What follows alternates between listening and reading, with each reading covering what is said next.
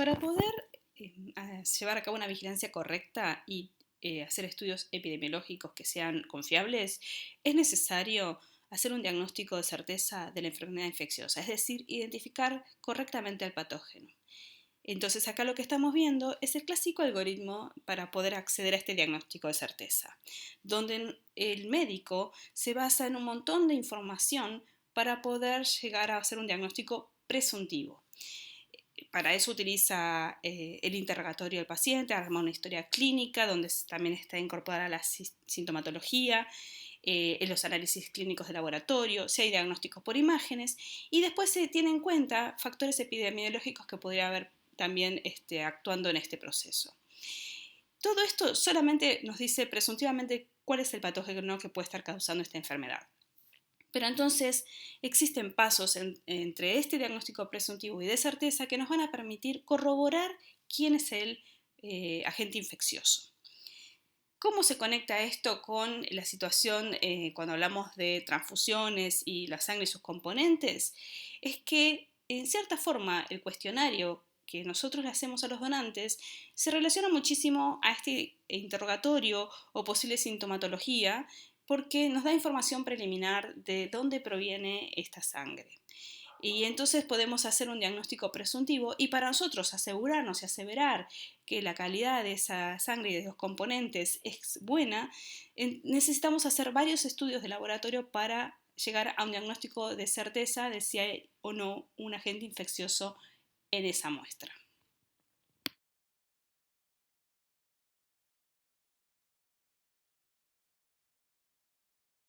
Diferentes métodos para llegar a este diagnóstico de certeza, algunos que son directos y otros indirectos. Dentro de los directos también podemos agruparlos en aquellos que nos permiten hacer una visualización del patógeno, que puede ser macroscópica o microscópica, o bien la detección de parte o un componente del patógeno, que puede ser o un antígeno o bien hacia los ácidos nucleicos. Y dentro de los que es los métodos de diagnóstico de certeza indirecto, lo que se busca entonces es analizar la respuesta inmune del hospedador frente a la posible presencia de un agente infeccioso, es decir, se hace la búsqueda de los anticuerpos. Nosotros acá también podemos ver, dentro de estas diferentes metodologías, para qué microorganismos se puede aplicar y para cuáles en general no se estarían aplicando.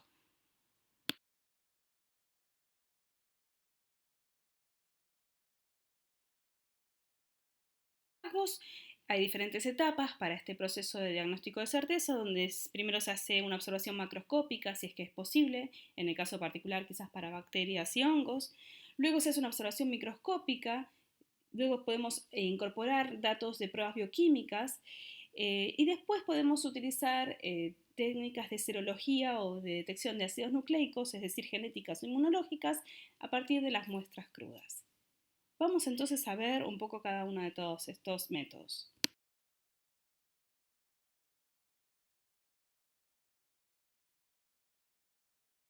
El primer paso es hacer una observación macroscópica directa de la morfología de las colonias de bacterias y hongos. Cuando nos hablamos de la morfología de las colonias, hablamos de que se hace un crecimiento tanto de bacterias y hongos en medios donde se desarrollan bien estos microorganismos, medios sólidos, que vamos a ver más adelante en algún material complementario, y se deja crecer en las condiciones donde mejor desarrollan estos microorganismos, a temperatura, con la presencia de los nutrientes que hay en el medio de cultivo, con la cantidad de oxígeno necesaria, y se ve, luego de un periodo determinado, cómo es que desarrollaron estas colonias, ¿sí? Se observa la morfología, y cuando hablamos de la morfología lo que se busca es ver el aspecto, el tamaño, la forma que tiene, cómo es el borde de la colonia, cómo es la superficie, si tiene o no un color, si tiene o no algún olor en particular que uno pueda relacionarlo. Entonces acá tenemos ejemplos del lado izquierdo de algunos hongos, cómo crecen en estos medios de cultivos en placas de Petri, y ven que se puede observar un crecimiento más aéreo, es decir, más hacia arriba, si tiene un aspecto terciopelado o no, si tiene un color en particular como vemos acá, rosa, violeta o blanco, si tiene un aspecto más seco como vemos abajo a la izquierda, o si tiene alguna forma en particular en la superficie de la colonia. Y del lado derecho vemos también lo mismo, algo muy similar para bacterias, si son más puntiformes las colonias, si son más mucosas, si son de algún color en particular, si tienen tamaños diferentes. Se hace entonces un seguimiento de todas las opciones que pueden, todas las características y propiedades que se pueden observar. Y en particular, toda esta información para cada uno de los microorganismos conocidos está en general tabulado, ya es conocido.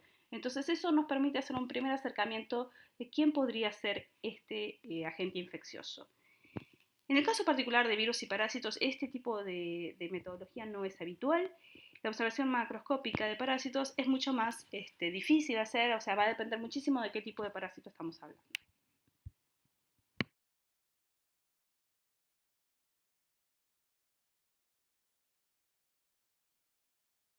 Una vez que se logra hacer una observación macroscópica, el paso siguiente es hacer una observación microscópica. Y para ello vamos a utilizar entonces el clásico microscopio óptico.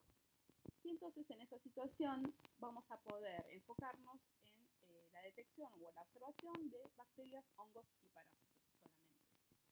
Para virus se tienen que utilizar equipamientos de mayor complejidad. Y vamos a ver un par de ejemplos. Para poder hacer una visualización por microscopía, generalmente utilizamos diferentes funciones que nos van a facilitar la visualización. Y acá tenemos algunos ejemplos de esa función. Tenemos la función de Gram, que es clásica y primordial para bacterias, donde nos va a permitir agruparlas en dos grandes grupos y observar las propiedades celulares de cada uno de estos microorganismos, como ser el agrupamiento, la forma, etc. Después tenemos la tinción de Giemsa, donde es una tinción mucho más abarcativa, que permite ver de todo tipo de células que se encuentren en la muestra. Y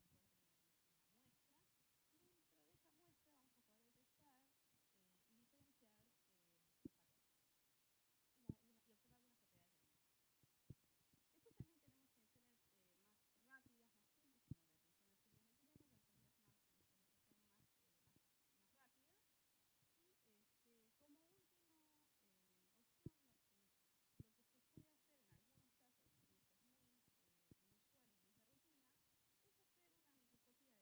una visualización más rápida. Y como última opción, lo que se puede hacer en algunos casos, y esto es muy inusual y no es de rutina, es hacer una microscopía de campo oscuro para algunos microorganismos en particular donde las tinciones no funcionan. O sea, no todas las tinciones funcionan para todos los microorganismos, y ese es el caso de treponemas, donde no utiliza ninguna tinción y entonces es necesario utilizar otro tipo de microscopía, que es con campo oscuro, para poder identificarlo. Bien, entonces veamos en detalle cómo es la tinción de Gram, porque como les decía es clave para poder empezar a identificar a las bacterias. Primero y principal, cabe remarcar que no todas las bacterias pueden ser teñidas por esta tinción, pero la gran mayoría, y sobre todo las gran mayorías que causan infecciones en humanos, pueden ser teñidas por esta tinción. ¿En qué consiste entonces?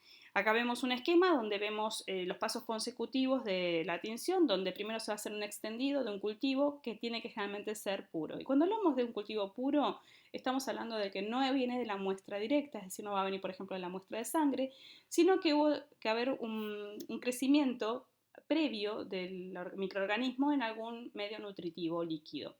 Y de ahí se toma una alícuota y se va a extender en un portaobjetos. Se va a fijar eso con calor, o sea, la muestra se fija con calor y se va a proceder a teñir con el primer colorante, que es cristal violeta. Cristal violeta va a interaccionar, como vamos a ver acá abajo el esquema de las que son las envolturas bacterianas, con el péptidoglicano de la envoltura bacteriana. Y como pueden ver en los dos esquemas de acá abajo, aquellas que son las que clasificamos como gram positivas, que se encuentran a la derecha, presentan muchísimo más péptidoglicano, muchas más capas y mayor densidad de este componente en la envoltura bacteriana. Y aquellas que son gram negativas, como verán, tienen muy poco de este componente en su envoltura. Entonces, el cristal violeta en general va a quedar como remedio retenido por este peptidoglicano, o sea, el colorante atraviesa la envoltura de las dos bacterias, pero cuando se lava este colorante va a tardar más en lavarse de aquellas que tengan más peptidoglicano a las que tengan menos peptidoglicano. A eso se suma que le vamos a hacer una incorporación de una solución iodada para que todavía quede más fijado el colorante en el peptidoglicano, ¿sí? Entonces, primero agregamos el cristal violeta, luego agregamos la solución iodada, eso hace que se quede más retenido el colorante en la envoltura y cuanto más peptidoglicano haya, más queda el colorante retenido. Luego se hace un lavado con una solución a base de alcohol, donde todo lo que no quede retenido se va a lavar y todo lo que tenga menos peptidoglicano va a quedar decolorado. Es decir, que si tuviéramos bacterias gram negativas en nuestro extendido, no tendríamos color, no nos quedaría color violeta. Y si tuviéramos bacterias gram positivas, es probablemente que nos quede teñidas de color violeta.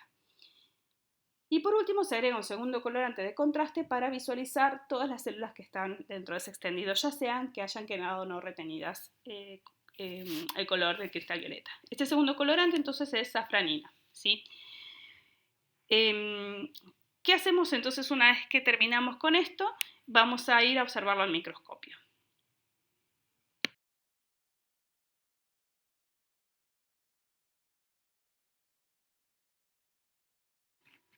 Entonces, una vez que ya hicimos la tinción, vamos a llevar el portaobjetos y lo vamos a colocar en un microscopio óptico y vamos a hacer la observación de ese extendido. Acá abajo a la derecha vemos un ejemplo de lo que se podría llegar a ver en un cultivo. Tenemos acá entonces diferentes formas de celulares, ¿sí? Y tenemos también diferentes colores, o sea que primero que todo vamos a decir que este extendido es polimicrobiano, tiene más de un tipo de microorganismo. Luego podemos decir que dentro de lo que es la clasificación de la tinción de Gram, habíamos dicho que aquellos que quedaran teñidos de color violeta son Gram positivos y aquellos que quedan teñidos de color rosa son Gram negativos. De una primera mano podemos decir que acá tenemos tanto bacterias Gram positivas como Gram negativas porque vemos los dos colores.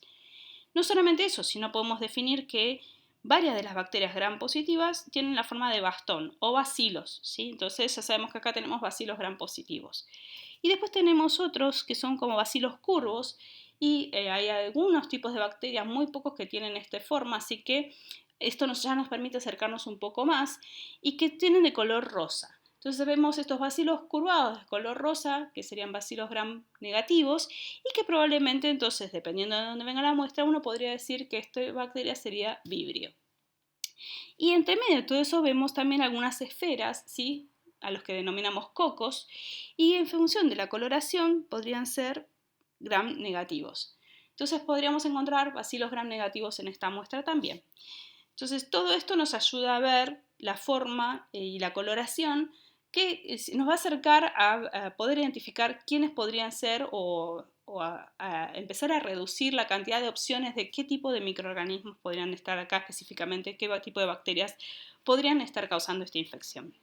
No solamente eso, sino que si vemos que los bacilos están con una forma en particular, organizados de alguna forma en particular, o si vemos que los cocos están como en un racimo de uvas o están en cadenas, todo eso también son propiedades en algunos casos específicas de cada tipo de microorganismo. Y todo eso también está tabulado, ya está forma parte de los criterios de identificación. Entonces, esta tinción a nosotros nos acerca más a este diagnóstico de certeza.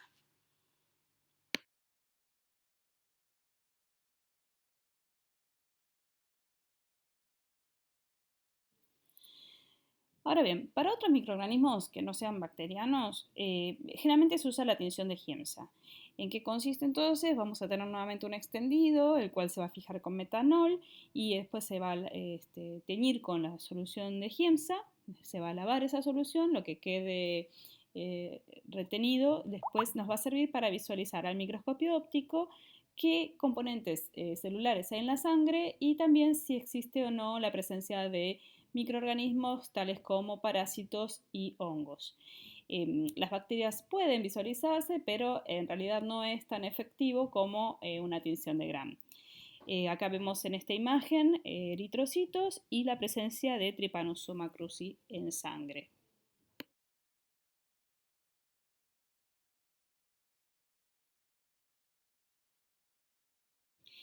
Entonces acá en esta tabla también tenemos una descripción interesante y completa de cómo se puede ver cada uno de los componentes celulares, las coloraciones que van a ir tomando después de la tinción de Giemsa, y también, como verán, se puede ver bacterias, pero como les digo yo, la tinción de Gram en este sentido es más eficiente, y después tanto como parásitos como hongos también se van a poder visualizar bien, y acá se indica cómo es que se observan.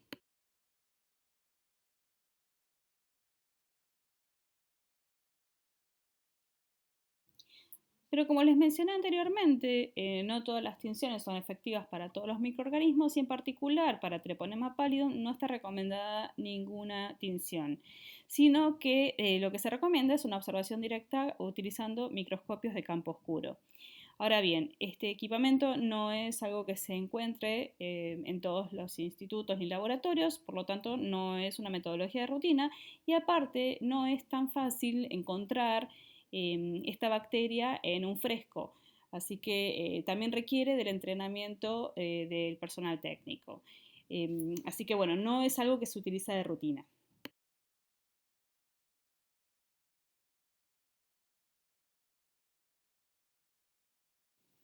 De manera similar, para poder hacer una visualización de los virus, las partículas virales, se requiere de un equipo de alta complejidad como el microscopio electrónico y obviamente es un equipo que no se encuentra en la mayoría de los institutos, ni hospitales, ni centros de salud y que requiere de un entrenamiento muy especializado, por lo tanto tampoco es considerado de rutina para diagnóstico, pero sí para poder estudiar y conocer a estos microorganismos. Lo mismo que el microscopio de campo oscuro, o sea, son metodologías que se utilizan para conocer más y obtener más información sobre quién es este patógeno, pero no para la rutina en el diagnóstico.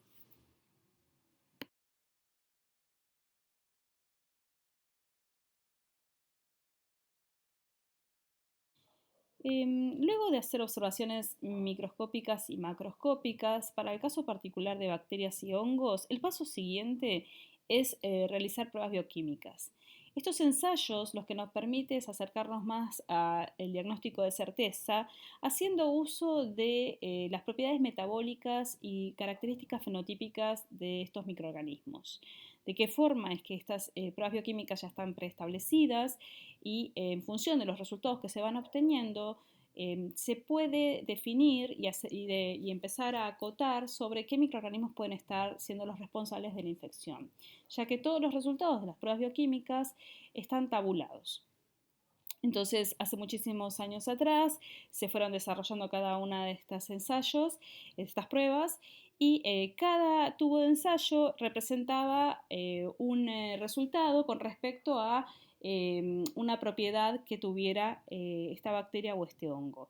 Y esto implicaba una combinación de aproximadamente 20 pruebas y en función de los resultados que se obtenían podíamos empezar a descartar qué microorganismos no eran los responsables de la infección y cuáles eran los potenciales candidatos de ser causales de la enfermedad.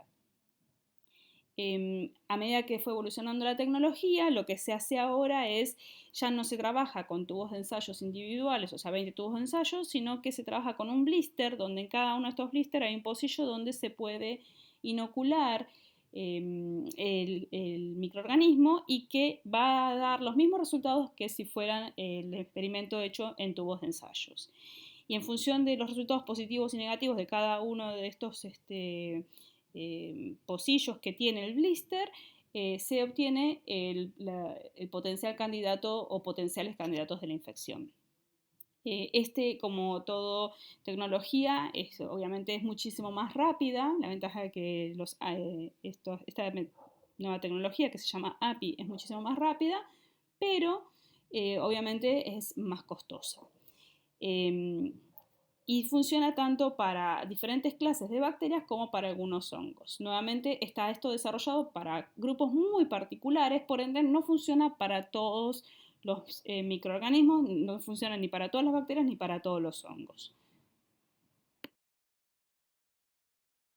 Entonces, estas pruebas bioquímicas se van a hacer a partir de cultivos puros. Para llegar a este punto tenemos que haber logrado aislar el microorganismo de interés haberlo crecido en condiciones donde se desarrolla eficientemente y con buena densidad, y a partir de ahí inocular, ya sea que se haga este ensayo en tubos de ensayos individuales o que se haga en un API, inocular estos cultivos puros y dejarlos incubar en un periodo de tiempo, generalmente va a ser a temperaturas mesófilas como 37 grados, 30 grados o 28 grados, y por un tiempo óptimo de desarrollo, que generalmente para las bacterias más o menos es de 20 horas.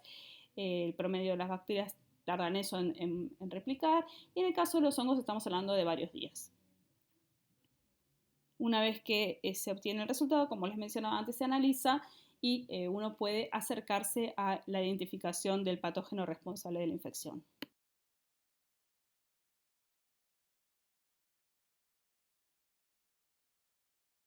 A diferencia de bacterias y hongos, que generalmente son microorganismos con desarrollo libre, de vida libre, los virus y parásitos requieren de un hospedador para desarrollarse, y por eso es que el cultivo y multiplicación, es decir, la replicación de estos microorganismos es más compleja y no es tan rutinaria, y no forma parte de lo que sería un algoritmo de diagnóstico de rutina.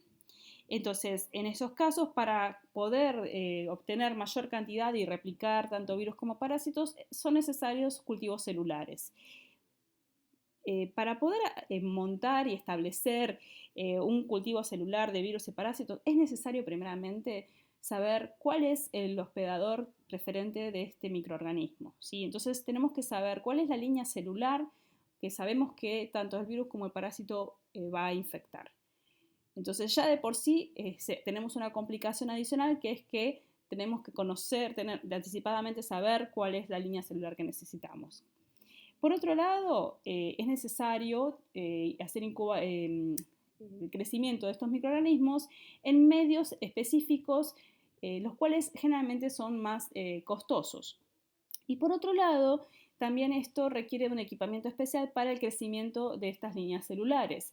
Entonces, en combinación, el hacer cultivos celulares para poder obtener mayor cantidad de virus o parásitos, poder aislarlo y para poder identificarlos, es mucho más complejo y costoso. Por ende, como les mencionaba, no se hace de rutina.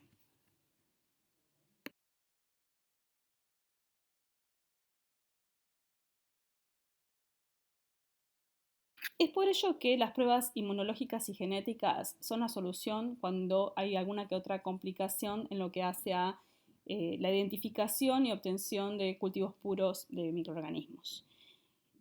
Hasta ahora las metodologías mencionadas para hongos y bacterias generalmente son las que todavía se siguen utilizando de forma eficiente en el laboratorio microbiológico, pero en el caso de virus y parásitos, el desarrollo de pruebas inmunológicas y genéticas es una ventaja, y se utiliza más rutinariamente. Entonces, para este tipo de pruebas tenemos dos estrategias. Se pueden hacer pruebas directas o indirectas, como habíamos visto antes. Las directas implican la detección de algún componente del patógeno, que puede ser algún antígeno o puede ser directamente la detección del ácido nucleico. Entonces sería o por serología o por técnicas de biología molecular mediante PCRs o variantes de la PCR, que lo vamos a ver más adelante. Y después tenemos las pruebas indirectas, que lo que hacemos es ver la detección en sangre de la respuesta inmune del hospedador contra este patógeno, ¿sí? Entonces ahí lo que hacemos es una serología por diferentes técnicas, tratando de detectar anticuerpos específicos.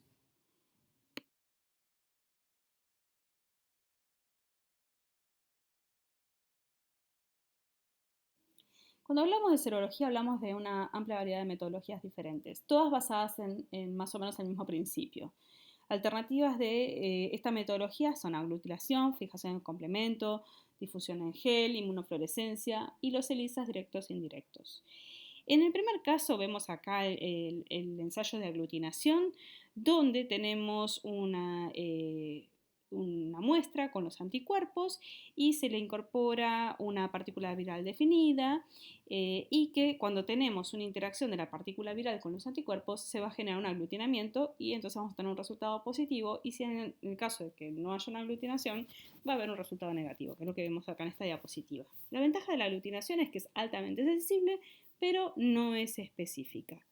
Y lo bueno de esta técnica es que en muchos casos puede ayudar a hacer la titulación de los anticuerpos en la muestra de una forma bastante eficiente y no costosa.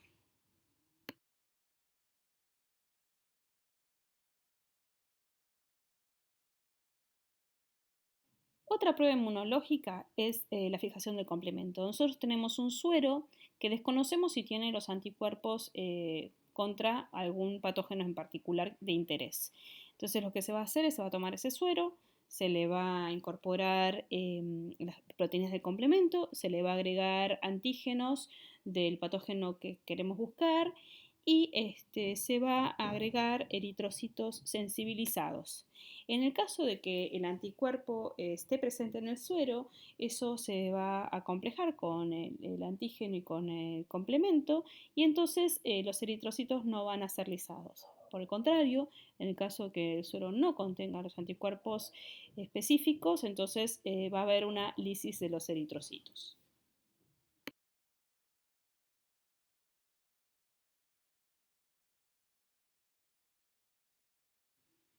Bien, dentro de las pruebas serológicas también encontramos el método de difusión en gel y el método de inmunofluorescencia.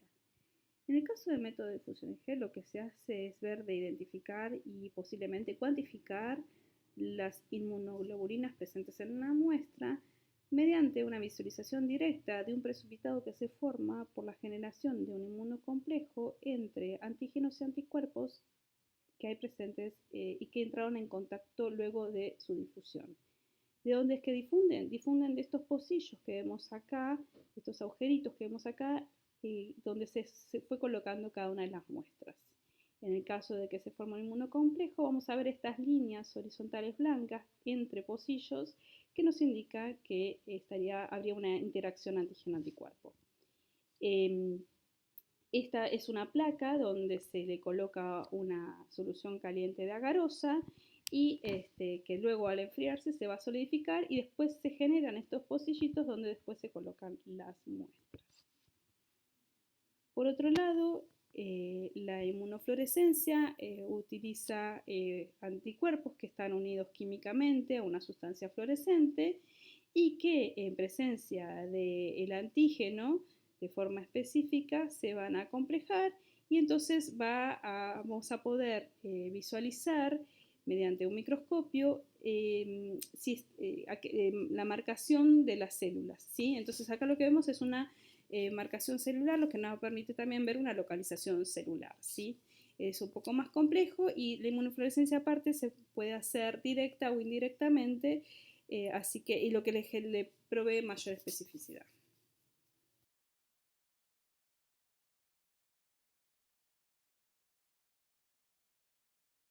Por último, una de las metodologías rutinarias de serología es el ELISA.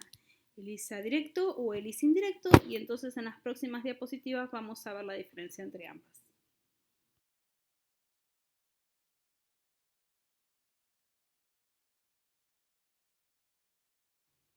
Entonces veamos específicamente lo que es el ELISA directo tipo sándwich, que lo que vamos acá a buscar entonces es identificar antígenos específicos del patógeno. Para eso lo que vamos a hacer es en los pocillos de una placa de ELISA vamos a agregar anticuerpos en cantidad conocida. Luego vamos a agregar las muestras que nosotros queremos ensayar para ver si tienen los antígenos específicos que andamos buscando del patógeno y que van a poder unirse al anticuerpo que habíamos agregado previamente. Se va a lavar todo lo que es de la muestra, todo el antígeno que no se unió y entonces después vamos a agregar en otra segunda vuelta un anticuerpo que está conjugado con la enzima, que se va a unir específicamente al antígeno. Y por último, entonces lo que vamos a hacer es agregar un sustrato que puede ser de color o fluorescente, ¿sí? y que entonces va a poder dar resultados positivos en el caso de que haya se forme este inmunocomplejo y que se va a poder medir por absorbancia o por fluorescencia y se va a poder cuantificar y titular la cantidad de antígeno presente.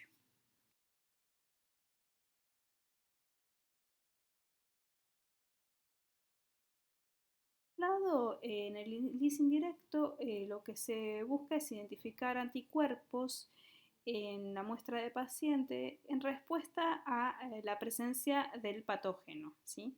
Y entonces lo que va a suceder es que se va a inmovilizar el antígeno en los pocillos, se va a agregar el suero incógnita, que supuestamente va a tener los anticuerpos, y luego se va a agregar un segundo anticuerpo conjugado con la enzima, que va a unirse al primer anticuerpo, y cuando se agregue el sustrato que puede ser de color o fluorescente, en el caso de que se hayan formado los inmunocomplejos, entonces va a dar resultados positivos y eso nuevamente va a poder ser cuantificado.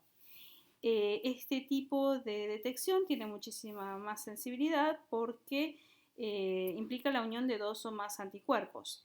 Y es una técnica bastante accesible y de bajo costo. De todas formas, cualquiera de las dos ELISAs requieren todos los controles necesarios para asegurar que no haya falsos positivos ni falsos negativos.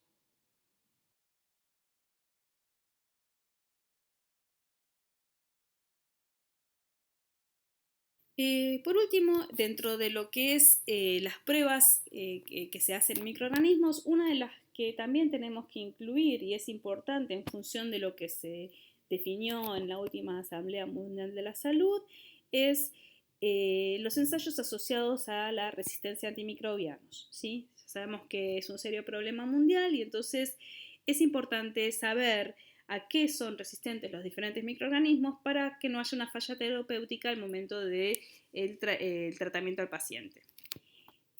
¿Cómo es que se hace eso? Con pruebas de sensibilidad a antibióticos o antimicrobianos en general. Hay diferentes pruebas, aquellas que son en difusión en agar, o también conocida como antibiograma o pruebas de Kirby-Bauer. Después están las que se hacen en dilución en agar o en caldo y se evalúa la concentración inhibitoria mínima o SIM. O tenemos la concentración inhibitoria media o la IC50. Estas pruebas se hacen para todos los antimicrobianos, es decir, antibacterianos o antibióticos, antifúngicos, antiparasitarios o antivirales. En este último caso, en particular para las antivirales, lo que se reporta generalmente es la IC50. Tenemos acá entonces diferentes esquemas de lo que sería un antibiograma o una SIM. Empecemos por el antibiograma. En el antibiograma lo que se hace es crecer una cantidad de células específicas definida, establecida por normas internacionales, sobre una placa que tiene un medio específico también definido por normas internacionales que se llama medio Agar-Müller-Hinton. Entonces, sobre este Agar-Müller-Hinton, que que colocamos específicamente un volumen específico en la placa, se crece, se siembra una cantidad de células bacterianas también establecidas por normas internacionales.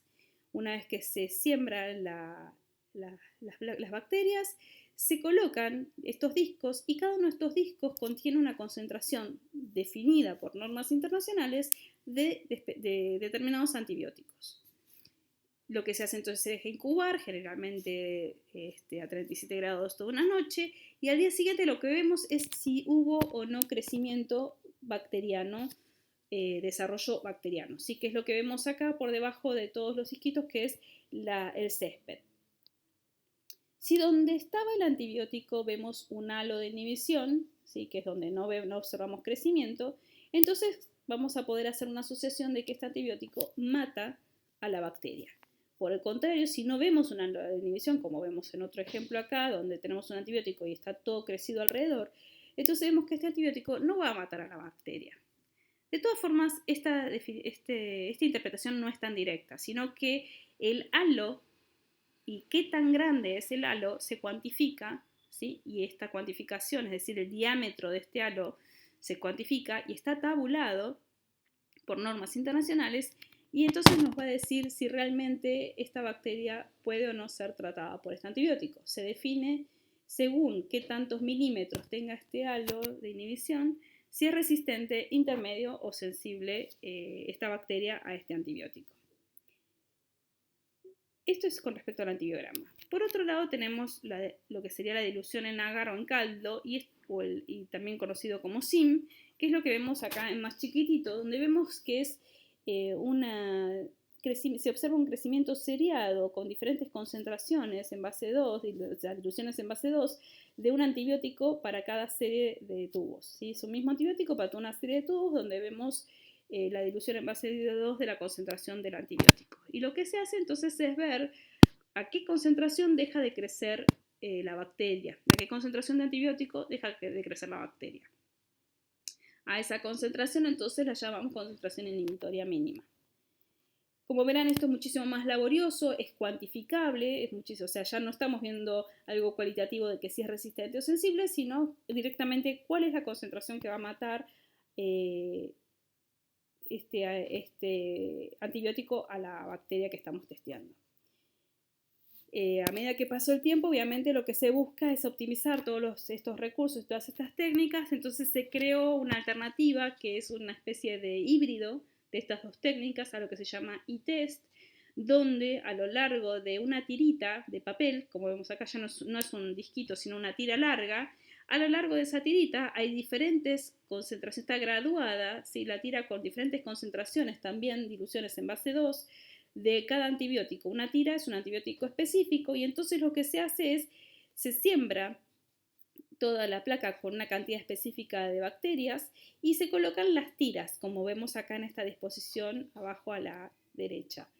Y donde nosotros empezamos a notar una halo de inhibición es donde nosotros podemos definir cuál es la concentración inhibitoria mínima, pero ahora en vez de hacerlo con varios tubos, lo hacemos en una única placa. Entonces estaríamos optimizando la metodología de la concentración inhibitoria mínima y mejorando lo que sería un antibiograma, que nos dé información tan rápido como un antibiograma, pero con un poco más, hilando más fino. Entonces, estas serían las pruebas de sensibilidad que después en la próxima clase, en la clase que sigue, van a ver por qué es importante hacer esto.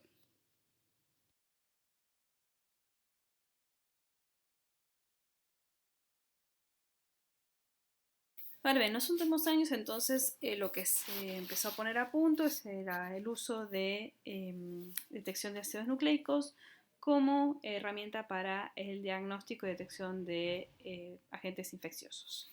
¿En qué consiste entonces esto?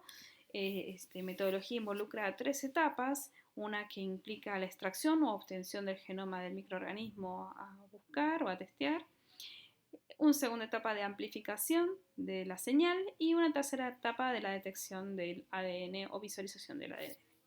Vamos a ver cada una de estas etapas un poco más en detalle.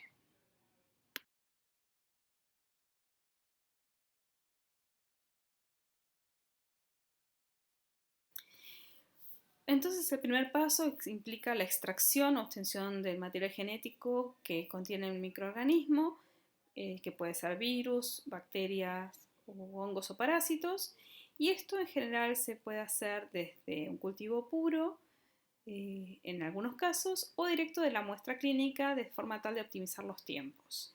En este caso en particular sería directo de muestra de sangre, lo cual implicaría también la extracción del material genético que contiene todas las muestras, los componentes celulares de la muestra de sangre. Para usar esto entonces dijimos que existen kits comerciales que facilitan el proceso y que es algo que se puede obtener en aproximadamente entre 15 y 30 minutos, partiendo de una muestra de sangre directa del paciente o del donante.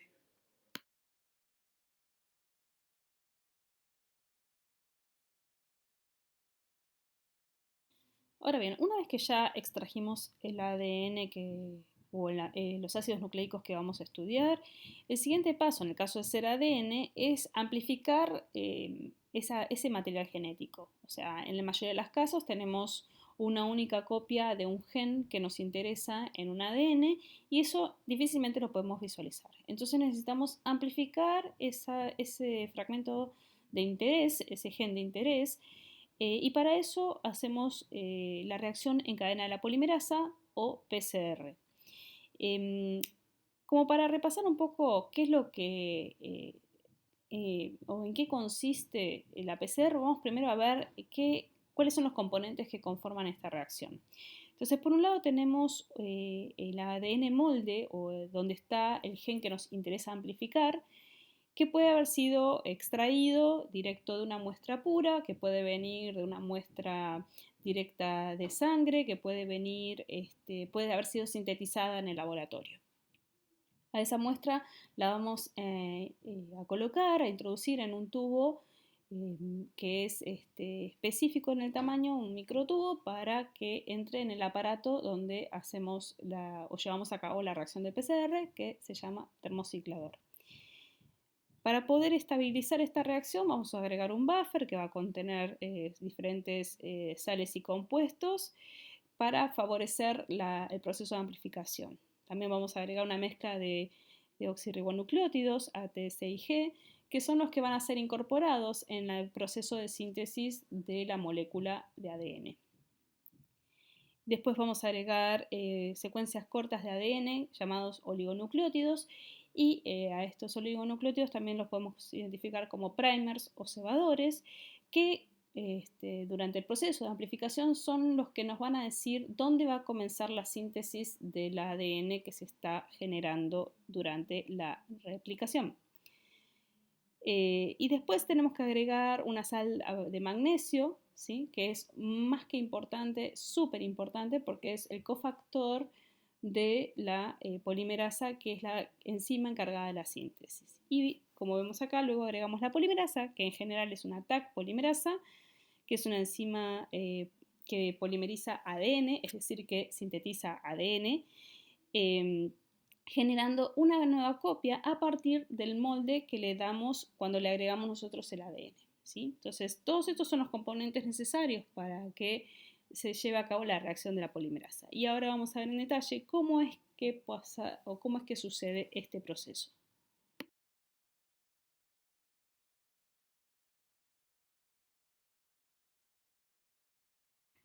Bien, en la diapositiva anterior vimos todos los componentes que participan en la reacción en cadena de la polimerasa. Vamos a ver ahora entonces qué es lo que tenemos que hacer con este tubo que tiene todos estos reactivos y que tiene nuestra muestra de la cual nosotros queremos obtener un producto de amplificación. Este tubito, que generalmente es un microtubo, un Eppendorf, un tubo de 0.2 mililitros, o sea, hay diferentes terminologías que ustedes pueden encontrarse, va a ser introducido dentro del equipo que se lo conoce como termociclador, aunque también lo pueden encontrar con el término pezarrera, cicladora, y van a ver que hay muchos modelos. Muchas compañías, cada una de ellas proveen diferentes modelos, y estas, en general la base del modelo es igual, todas hacen exactamente lo mismo, pero hay pequeñas diferencias o ventajas o alternativas de programación que hacen que sean o más completas o más simples estos equipos.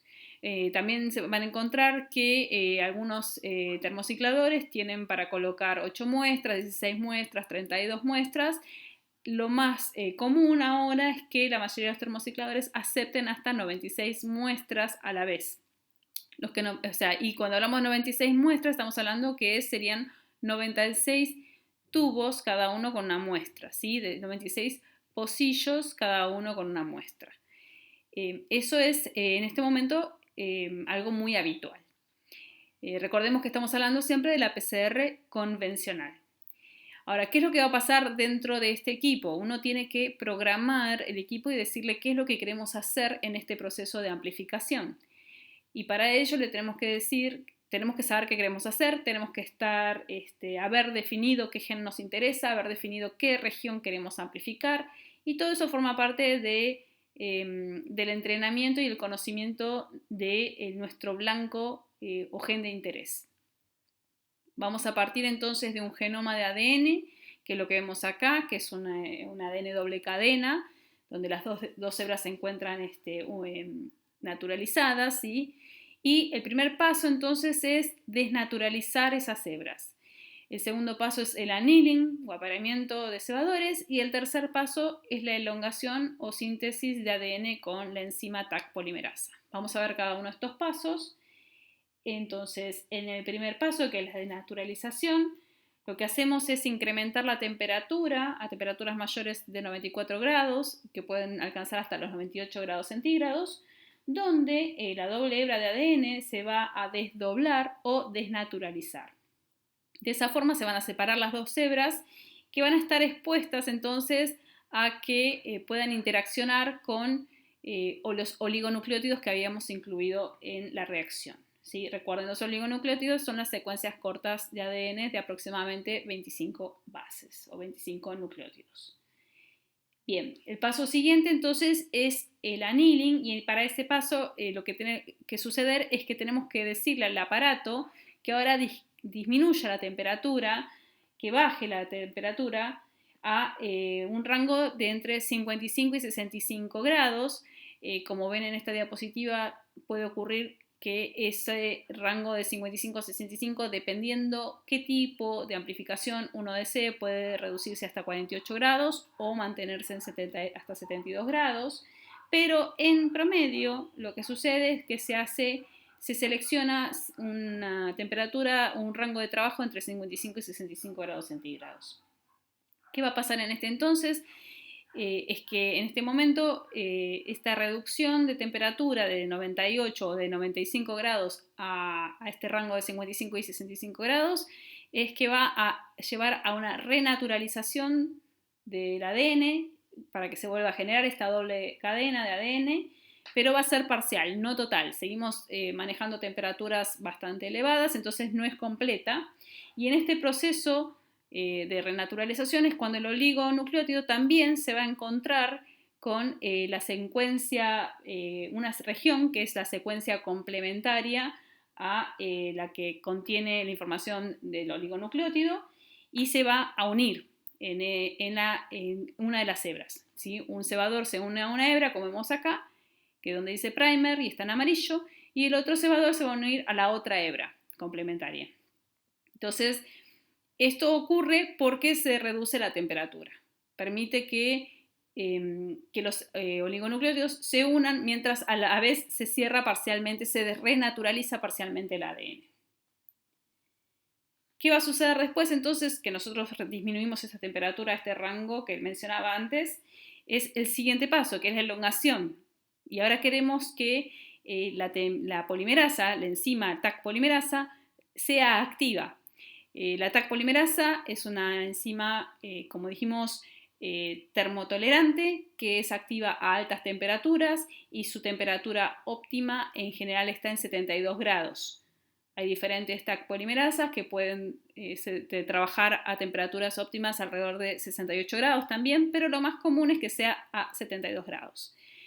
No va a estar activa a 98 grados, pero va a sobrevivir, es tolerante a esas temperaturas. No va a estar activa a 55 o 65 grados, así que el beneficio de esta técnica es que la enzima solamente se vuelve activa cuando llegamos a la temperatura óptima, que en general es 72 grados centígrados.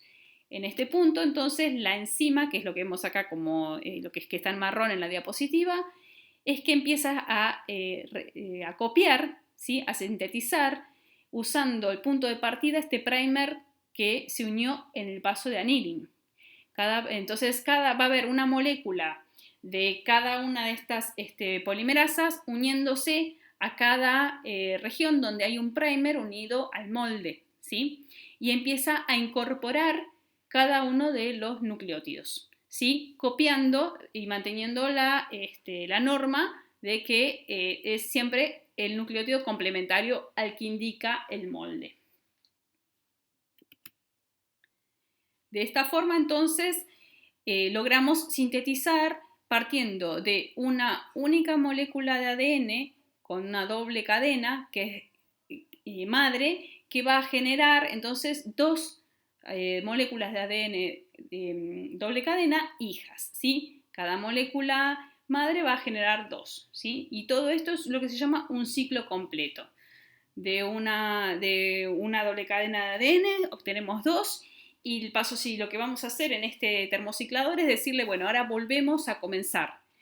Ahora ya tenemos 2 dobles cadenas de ADN y entonces le vamos a pedir que vuelva a desnaturalizar, vuelva a hacer un annealing y vuelva a hacer una elongación. Y entonces, al final de este segundo ciclo, vamos a tener 4 doble cadenas de ADN. Y ahí le vamos a decir de vuelta al termociclador en el programa que vuelva a hacer lo mismo, tercer ciclo, desnaturalización, annealing, elongación. Tenemos entonces 8 copias. Y al cuarto ciclo, 16. Y al quinto ciclo, 32. Y así se va a ir amplificando de forma exponencial, que nos va a permitir tener hasta 2.000 millones de copias al final de más o menos 30 ciclos, ¿sí? Y eso es lo que nos permite a nosotros poder después visualizar un único gen que existía en la muestra en un orden de 31 o 30 veces más al final de la amplificación, que entonces ahora ya lo podemos ver mediante las metodologías de detección habituales, que es lo que vamos a ver en la diapositiva siguiente.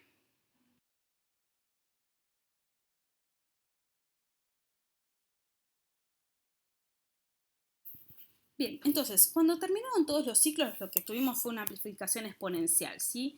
En base de 2. Iniciamos con 2 hebras, después teníamos 4 hebras, después teníamos 8 hebras, después teníamos 16 hebras, 32, 64 y así sucesivamente hasta el ciclo 35, como les decía, millones de copias del gen original, ¿sí? ¿Qué hacemos con esos tubitos? Los sacamos de la termocicladora y entonces ahora necesitamos visualizarlo, porque hasta ahora sigue siendo una solución transparente donde no vemos nada. ¿Cómo hacemos eso? ¿Cómo hacemos la visualización?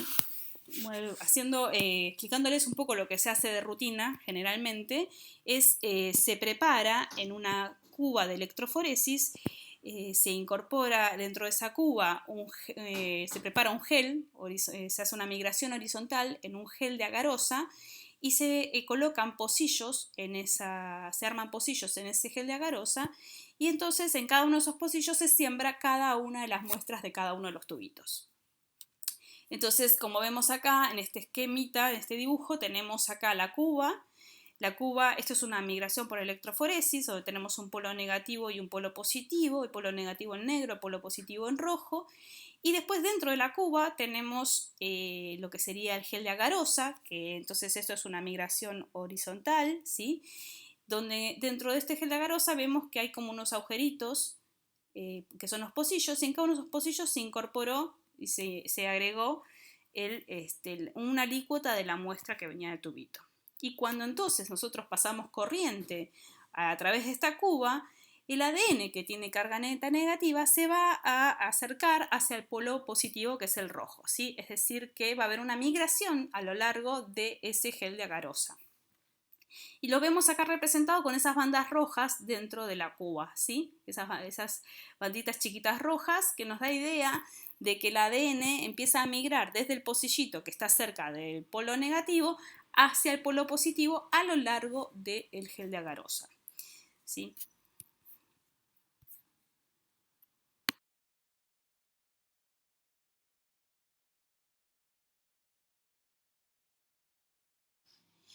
Entonces, hasta este punto lo único que hicimos fue amplificar el ADN en el termociclador y migrar es una alícuota de esa muestra, de esa amplificación, en una cuba de electroforesis horizontal. Pero hasta ahora no hemos visto el ADN ni los resultados, si funcionó o si no funcionó. ¿Cómo hacemos ahora entonces para ver si funcionó o si no funcionó? Tenemos que exponer ese gel de agarosa a una solución con un compuesto intercalante de ADN, ¿sí? El compuesto que se usa rutinariamente se llama bromuro de tidio y entonces va a intercalarse al ADN y el bromuro de tidio lo que tiene es que cuando se lo expone a la luz UV emite una señal y se puede visualizar.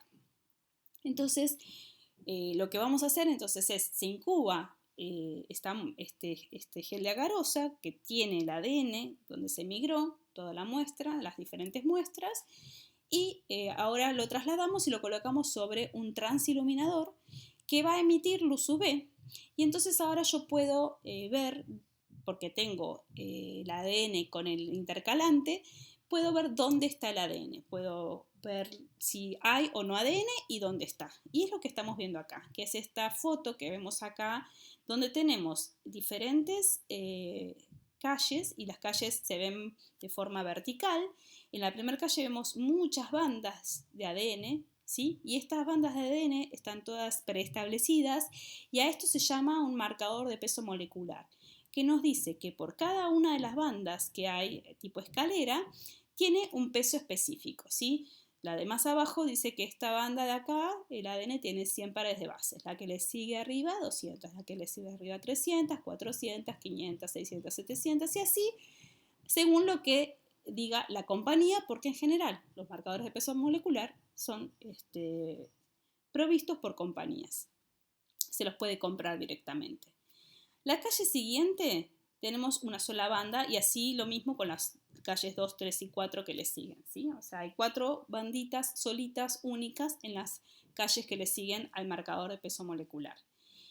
En este caso, entonces, lo que vemos es que todas tienen la misma banda, ¿sí? Una única banda a la misma altura. Y esta misma altura, cuando la comparamos con el marcador de peso molecular, nos estaría diciendo que tiene un producto que tiene un tamaño de 800 pares de bases aproximadamente. Y que todas tienen el mismo tamaño. Esto puede ser lo correcto o lo incorrecto de lo que estábamos buscando. Si nosotros decíamos que queríamos encontrar un producto de 800 pares de bases, entonces quiere decir que las muestras que están acá dieron el resultado que esperábamos y entonces vemos que acá este gen que estábamos buscando está presente. Si el gen está presente, el genoma, hay un genoma que contiene este gen y si este genoma venía de un patógeno, quiere decir que el patógeno estaba presente en la muestra. Y esa sería la interpretación en un caso particular como estos.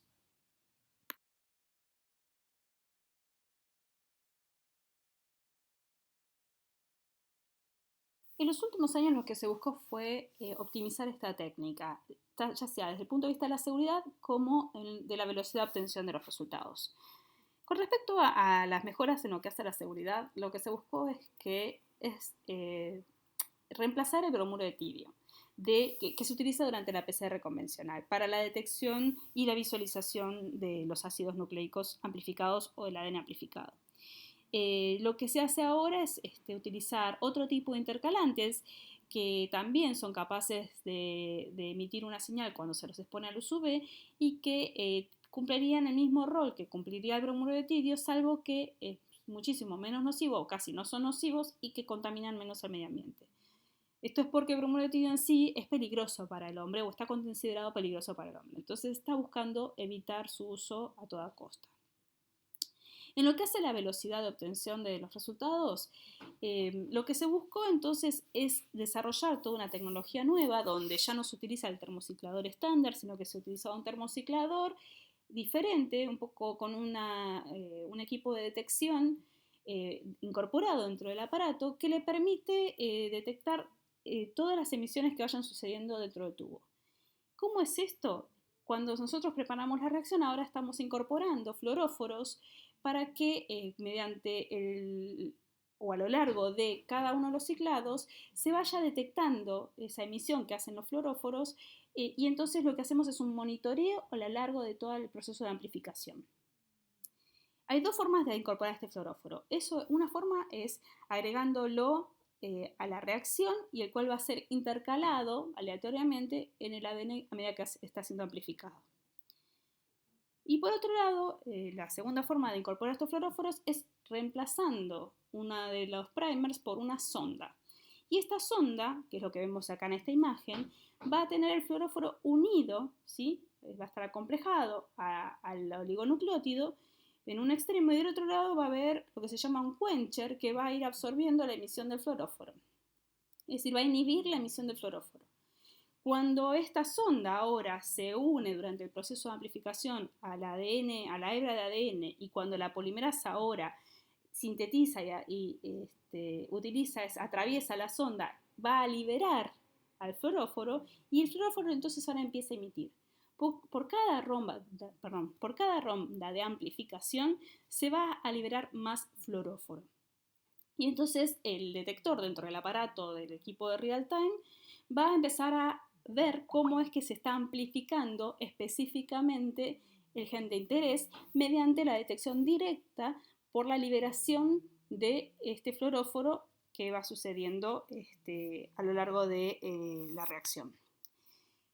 Entonces, similarmente, la otra metodología que utiliza un fluoróforo que se va incorporando aleatoriamente hace lo mismo. En cada ronda de amplificación va a haber cada vez más fluoróforo incorporado que va a estar emitiendo y entonces va a haber cada vez más y más y más y esa señal va a incrementarse a lo largo de cada ciclado y entonces vamos a ver cómo se va aumentando la cantidad de ADN que tiene, que va emitiendo, ¿sí? Y la señal.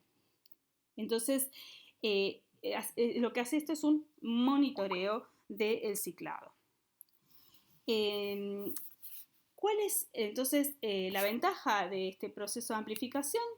Es que es muchísimo más rápido, claramente, y aparte también se observó que es muchísimo más sensible, porque nosotros con muchísimo menos cantidad ya empezamos a detectar, se puede empezar a detectar esa cantidad de ADN, puede haber mucho menos y vamos a empezar a detectarla, entonces tiene mayor sensibilidad. También puede ser muchísimo más específico y entonces todo esto se logra en menos tiempo. El problema es que obviamente la PCR en tiempo real y el hecho de que necesita un equipo mucho más complejo y que requiere de sondas o de fluoróforos hace que esta técnica sea más cara. Y por otro lado también está el problema de que la puesta a punto es laboriosa y hay que entrenar al personal para, ya sea no solo para el uso de esta tecnología, sino también para ver en muchos casos la interpretación de los resultados, que ya no es, como les mencionaba antes, mediante la migración de geles. O sea, esa etapa se elimina completamente y entonces ahora lo que se analizan son espectros de emisión.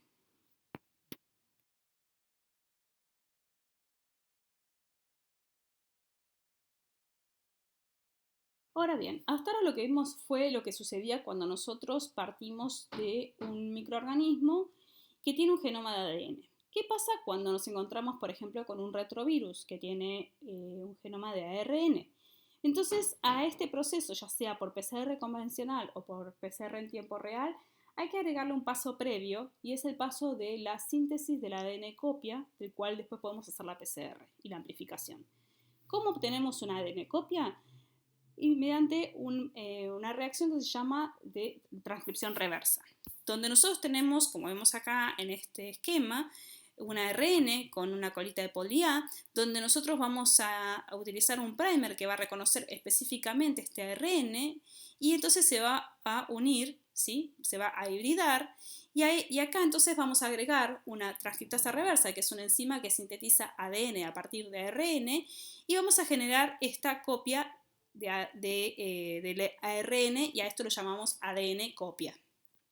Una vez que tenemos el ADN copia o cDNA, a partir de ahí ya podemos arrancar y hacer la PCR, ya sea convencional o real time.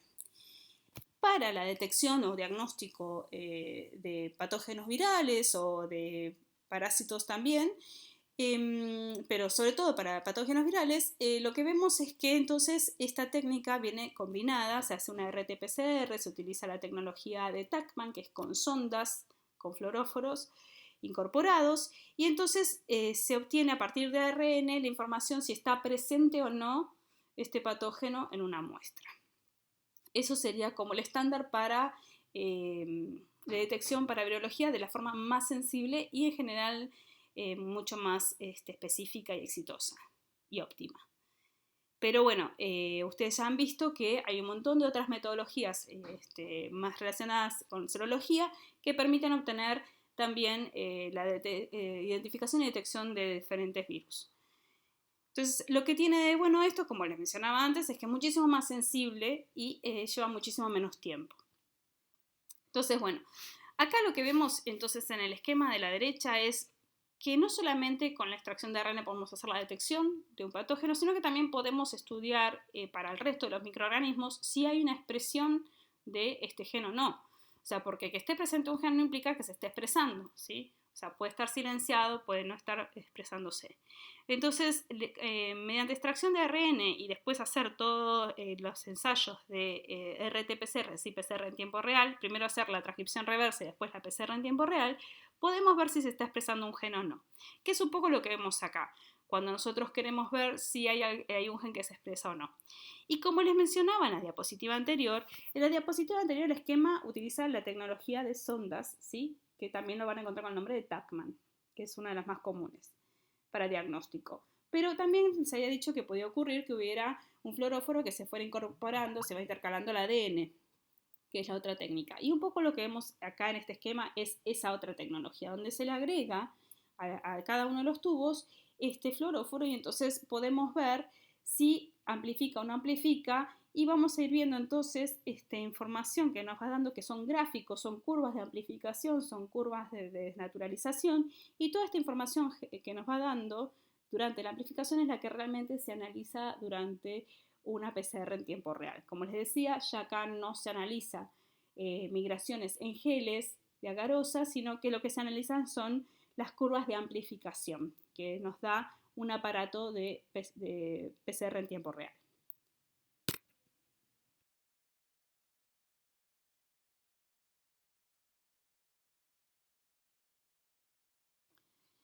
Entonces, hasta acá vimos lo que es la amplificación de ácidos nucleicos y como podrán ver, hay diferentes tecnologías, pero la técnica, el principio, es similar. ¿Cuál es la ventaja de esto? Es obviamente muchísimo más rápido que las pruebas serológicas y así todo dentro de lo que es la rapidez de la amplificación de ácidos nucleicos, vemos que también puede ser aún más rápida si contemplamos una tecnología más avanzada como es la amplificación de ácidos nucleicos por PCR en tiempo real. De cualquier forma, ya sea PCR convencional o PCR en tiempo real, las ventajas es que es muchísimo más rápida, es muchísimo más sensible, es muchísimo más específica, pero las desventajas es que es más costosa y en el caso en particular de la PCR en tiempo real, que es aún muchísimo más sensible y óptima como técnica, requiere mayor capacitación del personal.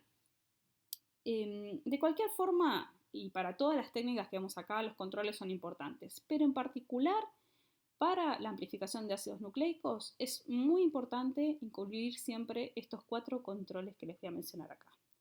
El primero es el control de reactivos, ¿sí? Que nos permite evaluar la presencia de ácidos nucleicos foráneos o productos de amplificaciones precedentes, ¿sí?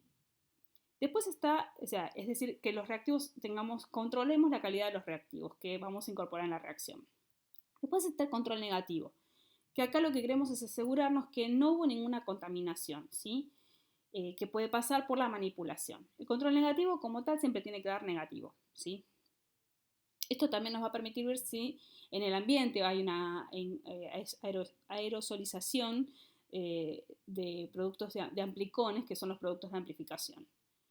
Después, siempre tenemos que tener un control positivo que nos va a garantizar que la reacción funciona, ¿sí? O sea, y que no hubo inhibidores y que todo funciona en las distintas etapas. Entonces, este control positivo nos tiene que dar siempre positivo para asegurarnos que todo está funcionando en lo que hace a la reacción en sí. Y después tenemos que incluir un control interno que nos va a permitir evaluar la idoneidad de la amplificación o la presencia de inhibidores de la misma.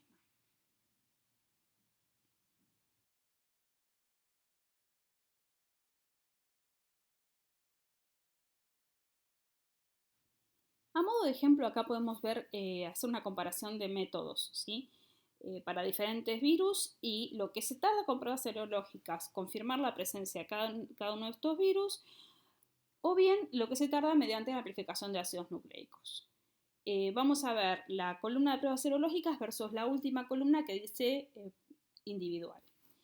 Ven que solamente analizando esto podemos llegar a reducir a la mitad de tiempo o 10 veces menos el tiempo, dependiendo cuál sea el virus y lo que tardan las pruebas serológicas con respecto a la identificación por ácidos nucleicos en días, ¿sí? O sea que es muchísimo menos el tiempo lo que se puede ahorrar si usamos amplificación de ácidos nucleicos. Como les mencionaba antes, la amplificación de ácidos nucleicos es más costoso. Igual en esto siempre hay que evaluar costo-beneficio, ¿sí? Muchas veces es preferible invertir en algo más costoso que nos va a dar la sensibilidad que necesitamos y en este caso tenemos que el riesgo que tenemos acá por transmisión de patógenos por transfusiones es tan alto que a veces se justifica esta inversión. Pero, ¿qué se puede hacer entre medio para disminuir un poco el costo?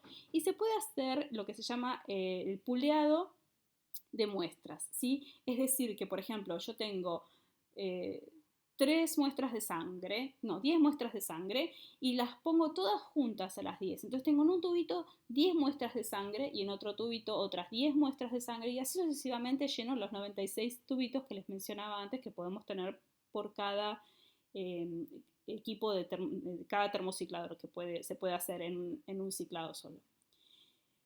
Entonces, si yo meto, en vez de poner una muestra por tubito, pongo 10, entonces yo incremento 10 veces la cantidad de resultados que puedo obtener de esta amplificación.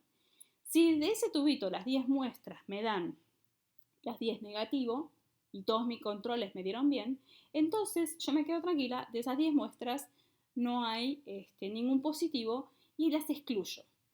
Y así hago con grupos de A10. Si en algún tubo tengo algún resultado positivo, si de una muestra, de un tubito donde tenía 10 muestras mezcladas, puleadas, tengo un resultado positivo, entonces yo agarro ese tubo y ahora esas 10 muestras las separo en 10 tubitos y ahora hago una segunda etapa de PCR, de amplificación, y entonces detecto cuál es la que dio positiva. Pero para ese entonces yo ya me deshice de varias decenas de muestras que habían dado todas negativas. Entonces puedo hacer este screening, optimizar el screening en su costo y sin perder la sensibilidad ni la especificidad y asegurarme entonces de encontrar en un periodo de tiempo breve también un potencial positivo que podría llegar a ser causante de una infección.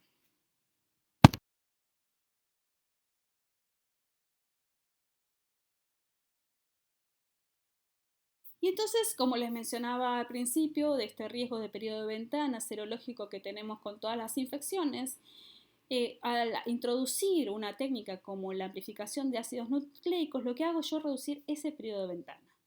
¿Desaparece el periodo de ventana? No, no va a desaparecer nunca. Como les dije al principio, el periodo de ventana siempre existe. Hay una etapa donde nosotros no lo vamos a detectar con ninguna técnica probablemente. Pero al ser muchísimo más sensible la amplificación de ácidos nucleicos y al ser mucho más rápido, esto lo puedo detectar con anticipación, con más anticipación que si yo hiciera pruebas serológicas, ¿sí? Y este gráfico nos muestra eso. ¿Cómo es que la flecha vertical azul se corre desde lo que sería un periodo de ventana serológico a un periodo de ventana usando ácidos nucleicos, ¿sí? Es importante que ustedes sepan que el periodo de ventana varía para cada microorganismo, ¿sí? Así que esto es totalmente variable según cuál sea el patógeno que infectó. Y bueno, después acá tenemos a modo de ejemplo que para HIV y para hepatitis B, por lo menos el 90% del riesgo es atribuible al periodo de ventana, ¿sí? O sea, la importancia de este factor de riesgo, siendo que el 73 al 88% es para hepatitis C.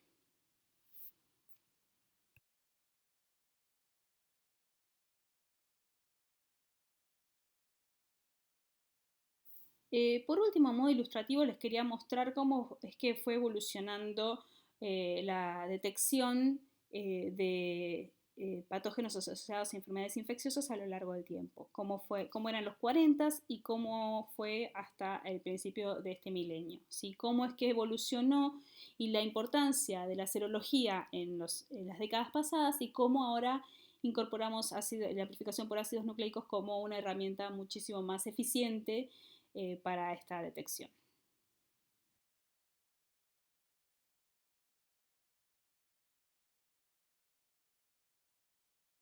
También quiero dejarles acá la información que figura en la ley 22.990, donde indica cuáles son los patógenos que estamos obligados sí o sí a buscar en muestras de sangre. Que eventualmente y contemplando la pandemia actual es probablemente que realmente haya que hacer una revisión.